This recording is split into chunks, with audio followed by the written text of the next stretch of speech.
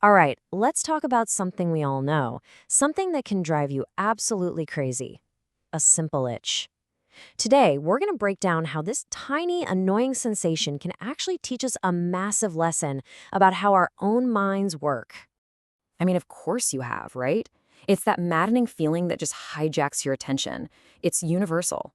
But what if that simple little irritation holds the key to understanding a much bigger picture about ourselves?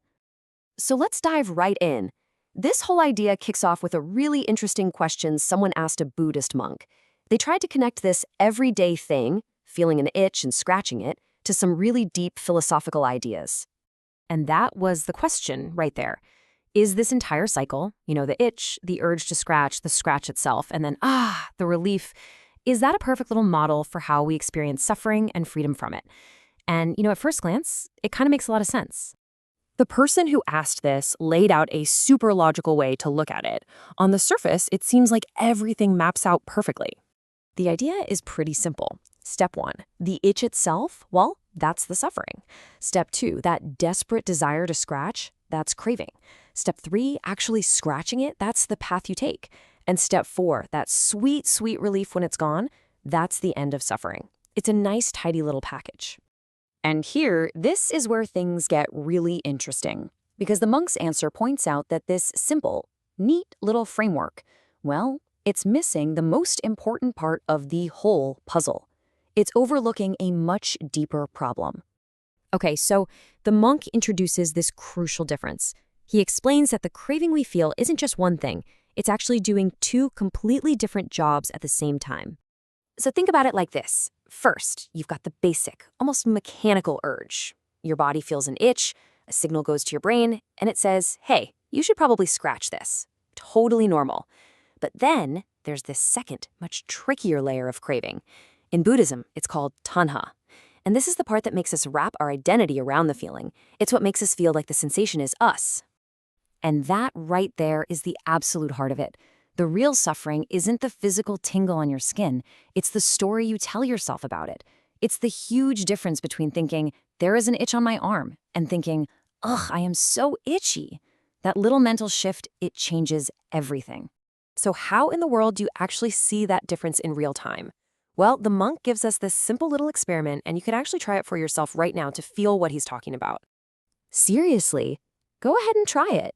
Just take one fingernail and press it gently but firmly into the back of your other hand. You don't need to cause any real pain. Just create a clear, distinct feeling. Now, as you're doing that, just notice what's happening. A new feeling just appears, right? A little point of pressure that wasn't there a second ago. You're just aware of it. Okay, now for the big question. Really look at that sensation. Is that feeling of pressure you? Is that sensation your identity? Or is it something else? When you really pay attention, you see that the feeling just showed up. Your hand is still your hand. You are still you. The pressure is just a temporary event happening to your hand.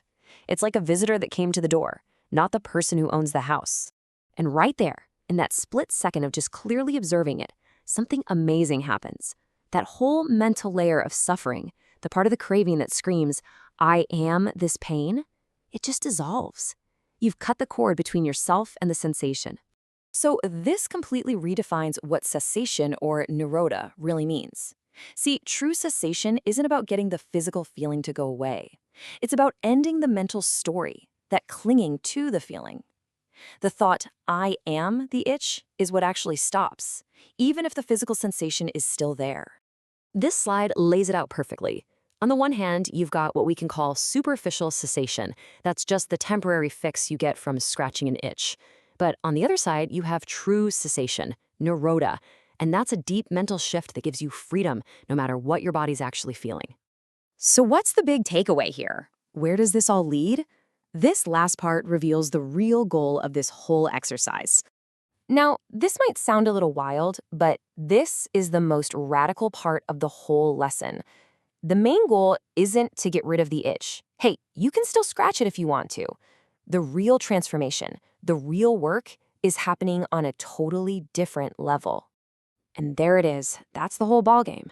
The number one priority isn't to fix the feeling on your skin. It's to dissolve the idea that the feeling is you. That's where you find real freedom. When that view that I am the itch vanishes, you've hit the bullseye, whether you end up scratching or not. So let's circle all the way back to that first simple idea. The suffering? Well, the itch is really just a sensation passing through. The craving? The real work is to let go of the identification with it. Cessation? That happens the moment you see the feeling as separate from you. And the path to get there? It's just that simple act of clear, honest observation. And that leaves us with one final thought. Because this is so much bigger than an itch. The next time you feel any kind of discomfort, maybe you're annoyed or anxious or sad, what are you going to do? Are you going to get tangled up in it and think, I am anxious? Or will you maybe just step back, watch it like a cloud passing in the sky, and discover the incredible freedom that comes from just letting it be?